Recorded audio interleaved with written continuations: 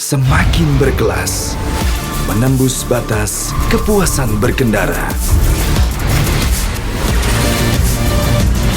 All New Honda PCX, the ultimate excellence.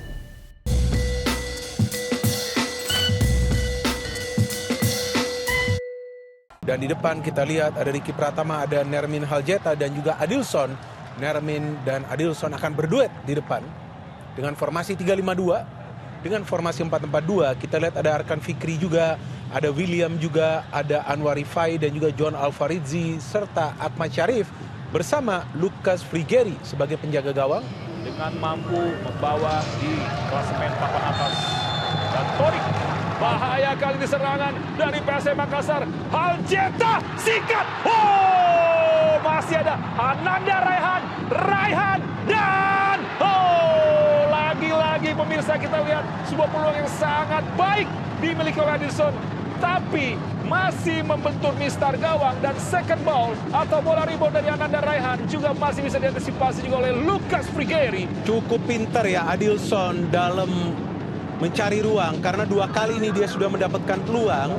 Ya betul, mereka begitu cepat ya melakukan recovery negatif atau transisi negatif dan selalu menang jumlah pemain di pertahanan. Nah itu dia kuncinya. William angkat bola, berbahaya, sikat, gol!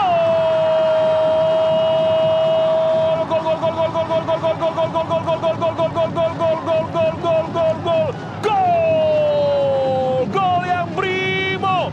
Berikan semangatmu, sebuah umpan kali ini berhasil dilepaskan oleh William da Silva dan tidak terkawal dengan sempurna posisi Dalberto pemirsa. Kita lihat tidak offside, sundulan langsung berhasil mencetak gol dan membuat keunggulan 1-0 bagi Arema. Cukup baik ya kita lihat pergerakan tanpa bola dari Dalberto yang lepas kawalan dari para pemain PSM Makassar dan William memberikan umpan manja, umpan berkelas, umpan yang mahal. Coba bersabar dulu pemirsa dan kita lihat Victor Detan bersiap. Victor kirimkan umpan Tito.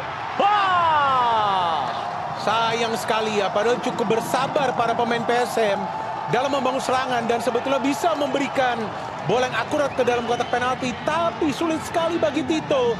Dan sekali lagi juga ini sekaligus sebagai kekalahan perdana bagi PSM Makassar pemirsa.